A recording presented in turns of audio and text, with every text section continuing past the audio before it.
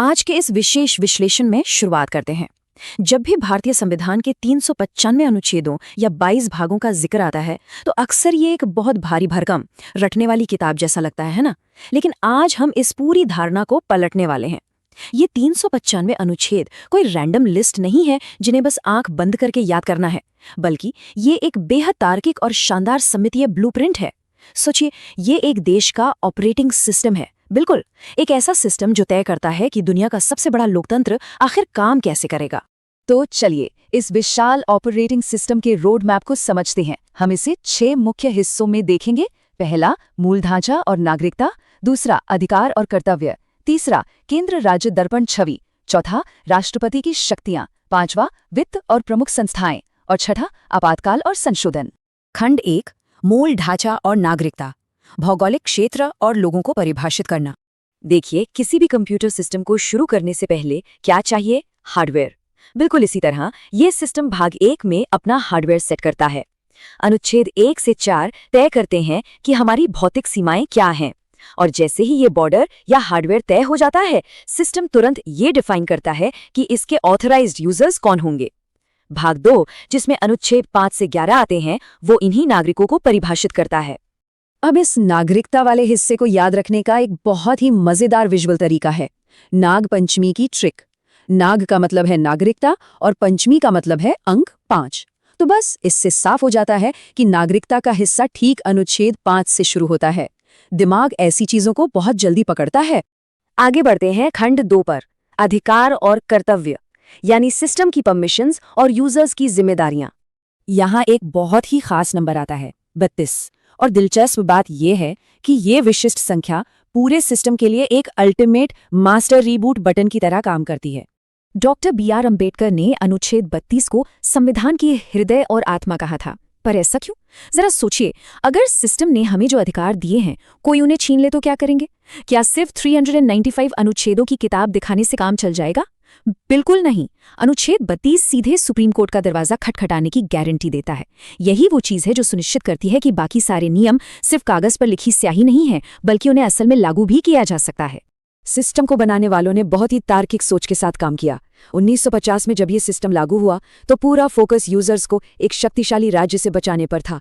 इसलिए fundamental rights यानी मौलिक अधिकार दिए गए। लेकिन 26 साल बाद ये महसूस किया गया कि लोकतंत्र परिपक्व हो रहा है और सिर्फ अधिकारों की मांग से काम नहीं चलेगा। इसलिए 1976 में 42वें संशोधन के जरिए स्वर्ण सिंह समिति की सिफारिश पर मौलिक कर्तव्यों को जोड़ा गया।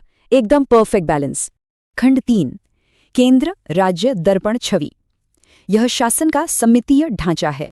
अब आते हैं इस ब्लूप्रिंट के सबसे खूबसूरत और गणितीय हिस्से पर।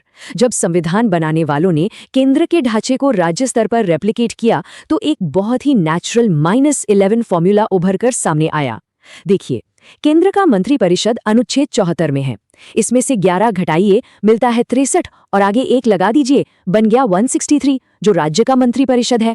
इसी तरह प्रधानमंत्री अनुच्छेद 75 में है, -11 किया तो 164 मुख्यमंत्री आ गया। महान्यायवादी 76 में है तो राज्य के महाधिवक्ता 165 में, संसद 79 में है तो राज्य विधानमंडल 168 में। ये कोई जादू नहीं है, बस एक शानदार सिमेट्रिकल आर्किटेक्चर है। लेकिन यहाँ एक बात और है, हर राज्य में विधान परिषद नहीं होती। वर्तमान में सिर्फ 6 राज्य ऐसे हैं जहाँ द्विसदनीय व्यवस्था है। इसे याद रखने के लिए TB कुम्मा का एक छोटा सा निमोनिक है। T से तेलंगाना, B से बिहार, K से कर्नाटक, U से उत्तर प्रदेश, M से महाराष्ट्र और A से आंध्र प्रदेश। पहले इस लिस्ट में जम्मू और कश्मीर भी था, लेकिन अब वो एक केंद्र शासित प्रदेश है, इसलिए लिस्ट से बाहर है। खंड 4, राष्ट्रपति की शक्तियां, हमारे अल्टीमेट सिस्टम एडमिनिस्ट्रेटर्स। अब बात करते हैं सिस्टम एडमिनिस्ट्रेटर्स की, खासकर राष्ट्रपति की। वैसे तो उनके पास अनुच्छेद 61 में महाभियोग और अनुच्छेद 143 में सुप्रीम कोर्ट से गैर बाध्यकारी कानूनी सलाह लेने जैसी शक्तियां हैं, लेकिन अनुच्छेद 72 सबसे अलग है, क्षमादान की शक्ति। इसे ऐसे विजुलाइज करें, 7 का अंक किसी अधिकारी की तरह सीधा और गर्व से खड़ा है और 2 का अंक उसके सामने घुटनों के बल झुककर क्षमा मांग रहा है। यह इस बात का प्रतीक है कि कोई भी सिस्टम एकदम परफेक्ट नहीं होता और 72 उसमें एक आखिरी मानवीय उम्मीद बनाए रखता है। इसी एडमिन पावर में एक और कमाल का फीचर है अनुच्छेद 123, अध्यादेश की शक्ति। ये एक तरह का इमरजेंसी सॉफ्टवेयर पैच है।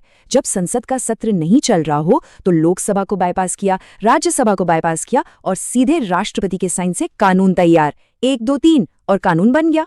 सिस्टम कभी भी बिना रूल्स के खाली नहीं रहना चाहिए। कार्यपालिका में एक और बहुत ही दिलचस्प बात है।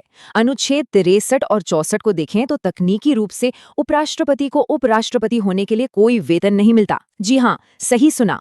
उन्हें असल में राज्यसभा के पदेन सभापति यानी एक्स ऑफिशियो चेयरमैन के रूप में काम करने के लिए वेतन दिया जाता है।